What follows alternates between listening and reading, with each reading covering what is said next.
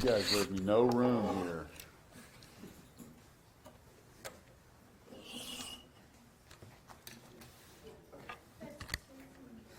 Well, welcome everybody. We're excited to have y'all here today, and as we celebrate and recognize our state's success in criminal justice reform. It's something that I'm very, very passionate about.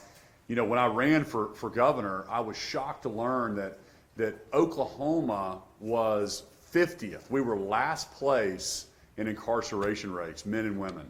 And that was just shocking to me because I knew that wasn't a reflection of our people, but more of our policies and what had happened over the last 100 years. And so I cast a vision, as you know, for Oklahoma to be a top 10 state. And that's in everything that we do, including incarceration rate, recidivism, public safety. There's no exception. If another state can do it, it's what I learned in business, then we can do it. And we compare ourselves to other states, and we want to be top 10 in everything we do: education, roads and bridges, the economy. And I'm proud to say that Oklahoma now, we rank number one in the country in recidivism, lowest recidivism rate right now. So that means people going back into prison that get out. We're leading the entire country. And it's because of some of the people behind me, some of the help that we've got over the last 4 years. So couldn't be more proud of all of our team here and what we've done in the legislature. So in this very room, just 3 years ago, we completed the largest commutation in U.S. history. And I was a brand new governor, but it just made sense. Most people wait till the end of their term to do those kind of things. But I was like, no, this makes perfect sense. Let's do it. And then when they told me it was the largest commutation in U.S. history, and it was low-level drug offenders. We gave them second chances through House Bill 1269. And I firmly believe that we should always be, locking up people that we're afraid of, we're not just mad at. And that's something that we kind of are pushing in our state. So Oklahoma's leading the way to charge on maintaining our public safety while also moving the needle on criminal justice reform. And I think those things can work together. We will always back the blue in Oklahoma. We gave our law enforcement a 30% pay raise last year. We will be a law and order state, and we will back our law enforcement in the state of Oklahoma. But a key part of this reform is ensuring that individuals are prepared and equipped to successfully re-enter society following their incarceration. And isn't that what we want? We want them back reunited with their children and back involved in society and paying taxes and contributing. And so those are the things we're always trying to do and rehabilitate people. So that's why we work with the legislature to pass the Sarah Stitt Act. Yes, I am related to Sarah Stitt. That's the wonderful First Lady who has a passion like we do, and she loves Oklahoma, and she wants to see people get second chances. And so this helps remove many of the challenges and barriers that individuals face on being released from prison, like obtaining an ID, Social Security card, or even a resume. What we found when we did that commutation was people got out and then they didn't have a driver's license. And so you have to have a driver's license to go get a job or to get your kids back or to enroll in school in the different programs. And so we thought, man, this is crazy. Let's bring that right before they get released so they already have that driver's license.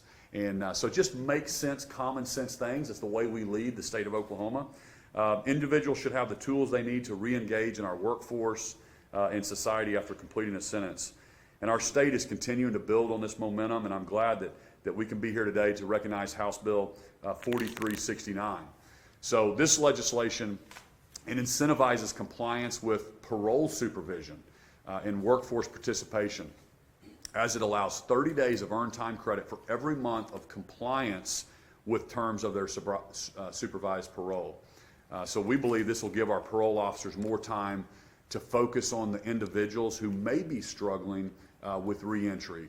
And I'd like to thank Representative Hill, who's with us today. This was your brainchild. Thank you so much. Senator Rader couldn't be with us.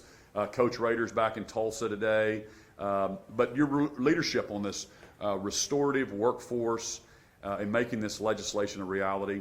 Also, I think the greatest Secretary of Public Safety in the country, Tricia Everest. Thank you for your leadership and everything she does, a great Oklahoman. as well as Interim Director Justin Ferris.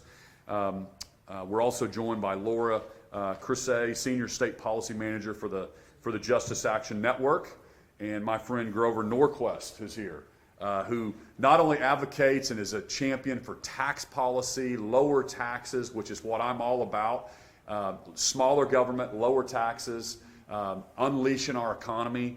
Grover is a national guy that speaks all over the country, worked with Ronald Reagan, but he also is about sound conservative criminal justice reform. And it's normally not a Republican platform, but in Oklahoma, we're going to do things kind of abnormal sometimes because we believe in Oklahomans. And so I now want to turn it over to Representative Hill to kind of tell you a little bit more about this bill. And thanks so much for being here today.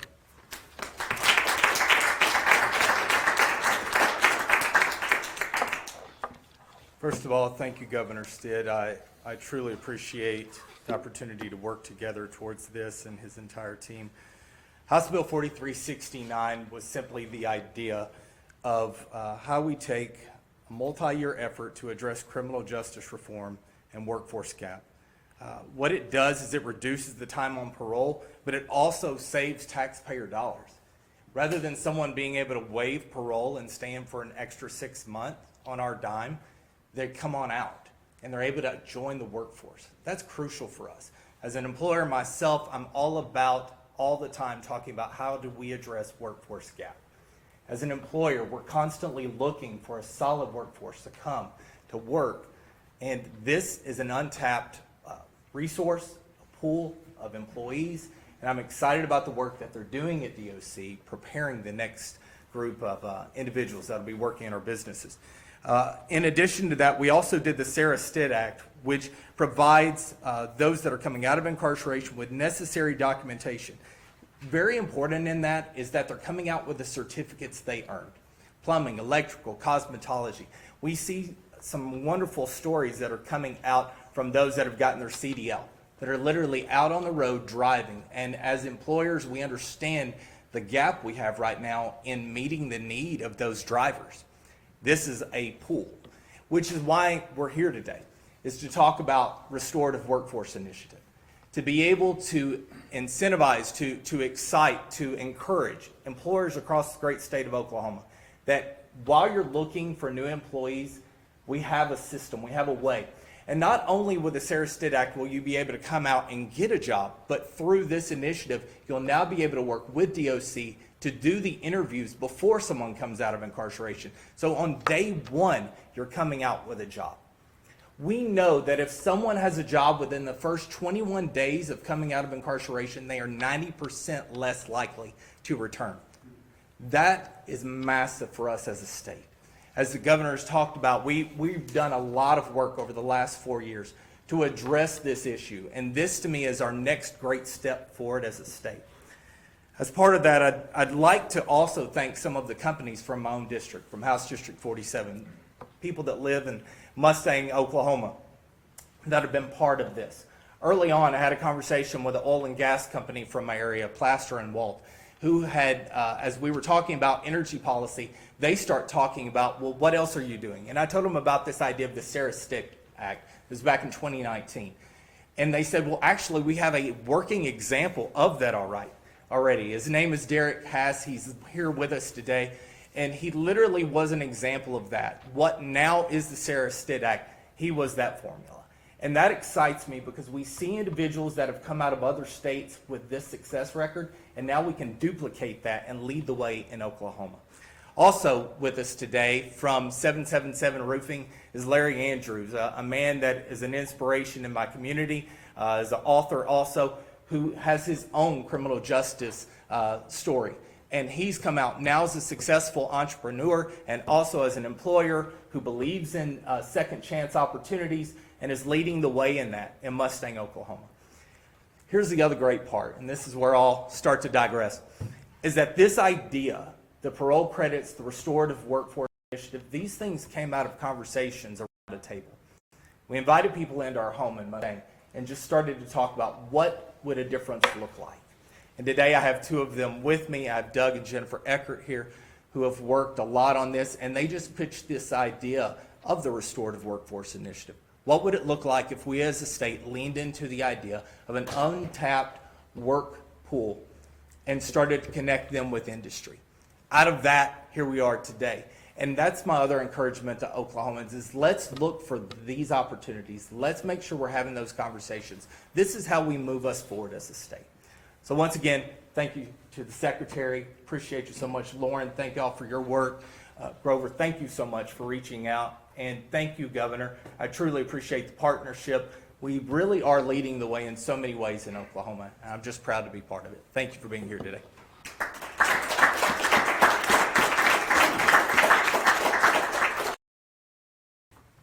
Representative Hill, thank you for being able to plan the stepways and for what happens around a kitchen table and being in the living room and looking at restorative justice. We've had criminal justice reform for years. And under Governor Stitt, we've been able to start recognizing, working with the legislature, that it was time for criminal justice modernization. Let's modernize where we are and completely change around. So when the ideas of restorative justice comes along, then this is exactly what we're talking about with the workforce. I thank Governor Stitt for coming in 2019 and recognizing right away that we can do things differently in Oklahoma. Oklahoma has inherited a nationwide warehousing model of a prison system. And working together with our partners, working with the governor and the legislature and Representative Hill, Senator Rader and others, Lauren and our partners coming together, we're able to make it from a warehousing model to workforce ready. When companies come now, we have a pipeline. Over the last several years, we've instituted where every single inmate has new tablet devices. And we're working diligently to really push that phone provider to recognize how we bring in all different outlets to be able to educate towards anything a workforce needs. So it's not just a simple sense of, we need this, we are your pipeline. You tell us for the state what you need to have that workforce into you, and DOC will work with others to train it. The governor, our partners, the legislative members have been rapidly working to reduce those barriers at what happens once someone leaves the custody. But we can get people into your workforce before they leave the door and have them better prepared, where we are number one. Public safety is paramount. The real cost of incarceration isn't how much it costs in the state custody, it's the reincarceration. So before we started making these changes and working together, that reincarceration of someone that leaves without a plan, without an opportunity, physically and mentally worse off than the first time they were arrested, goes back into a county and costs taxpayers countless funds. It's more dangerous for our streets. So when we back the Blue 2, all of it is incorporated together. And with you all and with interest and working together, we are really able to become the top 10 and continue on and practice restorative justice. So anyone watching, remember, warehousing to workforce ready, let us know what you need and we'll have that pipeline for you. And Lauren, I'm pleased that you would come into town. I believe you're going to say a few words. Yeah, thank you so much. Thank you so much to Governor Stitt and Representative Hill for inviting me to be here. My name is Lauren Crisai. I'm a senior state policy manager at the Justice Action Network. We are a national bipartisan organization working on criminal justice reforms at the state and federal levels. And again, I want to thank Representative Hill for sponsoring this important legislation and for his vision around restorative workforce. The evidence around this concept is clear. Reducing barriers to employment for those involved with the criminal justice system and providing a strong incentive to change your life with earned credits leads to higher workforce participation, lower recidivism, stronger families and communities.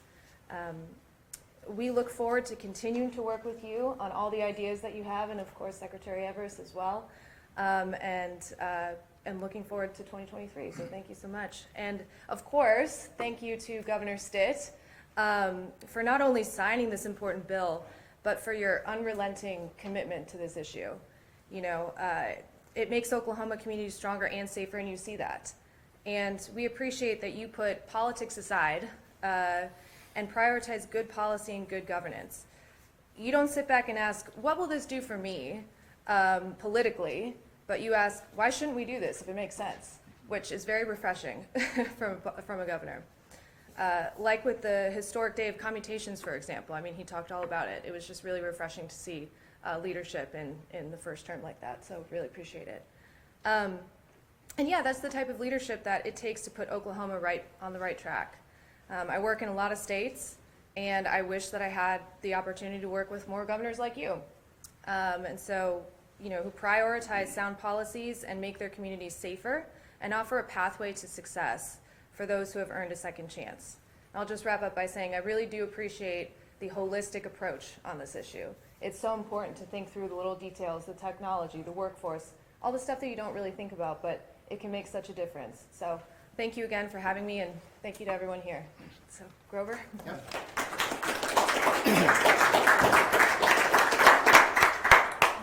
Thank you, Governor Stitt, Representative Hill, Senator Rader.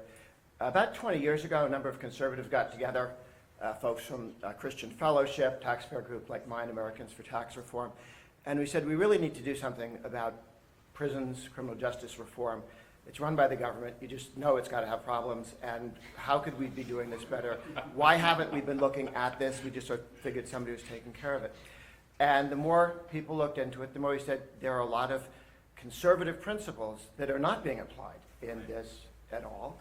Maximizing the number of people you have in prison is not necessarily the metric you're trying to get to. You're trying to reduce crime and reduce the cost of incarceration, and to make sure that when people get out, they don't commit crimes again. Let's measure the right thing to start with if we're going to be going at this. And so the group built over time and started talking to Republicans in various states. And one of the concerns people had was Republicans. They said, well, you've sold me. We need to do this. Some of the first efforts were made in Texas by conservative Republicans, conservative governor down there. And one of the concerns was, we're going to put this forward and we'll get attacked for being weak on crime. Okay? And therefore, we're concerned. So people had to get it right. We took baby steps. You had people making the case to the broader conservative movement, the modern Republican Party, as to why this was a good idea and good to fight crime and good for families, good for communities of faith, all of the various things that you want to do. And we really avoided almost all of that in almost every state.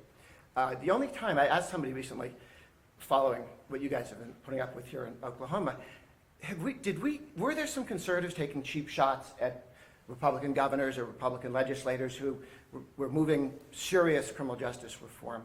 And of course, we often did this in conjunction with Democrats who had their own reasons and thoughts on the Venn diagram, gave us a lot of overlap.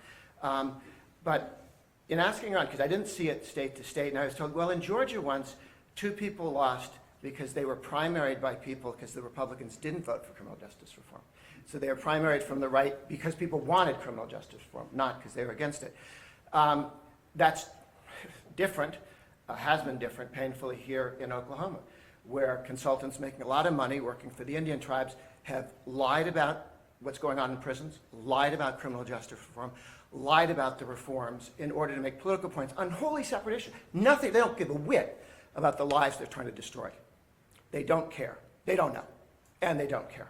They're fighting some other battle over someplace else. I'm fine with go do that. But they've decided to try and hold criminal justice reform hostage, unsuccessfully. I really thought we were going to get this from some bozo in Alabama when we were moving things through. To get it from professionals who make a lot of money doing ads here in Oklahoma is not what I expected. I'm glad to see that you beat them. And every other state is looking at those ads and looking at the people who did this and briefing themselves, because this could happen again, to kill efforts to do criminal justice reform in other states. And we will be ready in the other states. We will beat them if they try this again. And I don't think they're going to have any luck at all. They haven't succeeded here, and I don't think they're going to win in the other states. This is so important that you got this done over this dishonest objection. So important, not just in Oklahoma. It's important in Oklahoma. It's important in all 50 states. Thank you.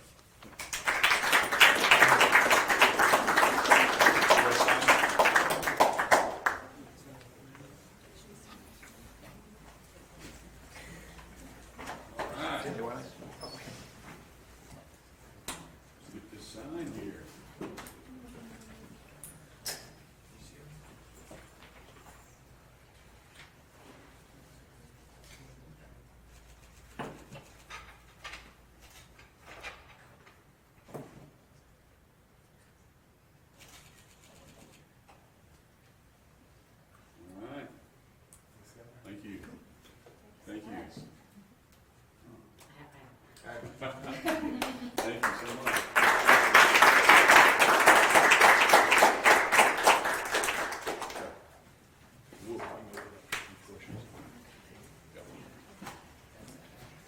Okay, we'll open it up for a few questions from our panelists, whatever you'd like to ask them.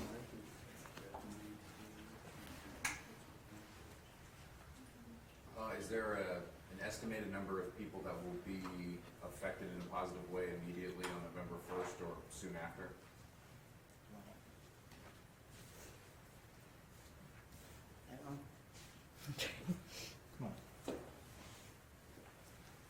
I'd give you the numbers, but I'd literally be repeating what he just said, so Justin, what were our early numbers on that? It was 30, was it 3,600?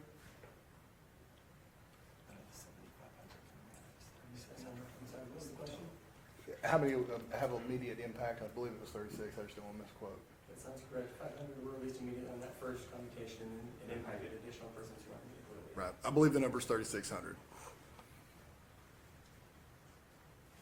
That number sounds right. Okay, thank Thank you. Thank you. did we do that good of a job in answering all the questions off the bat? That's awesome. Why was he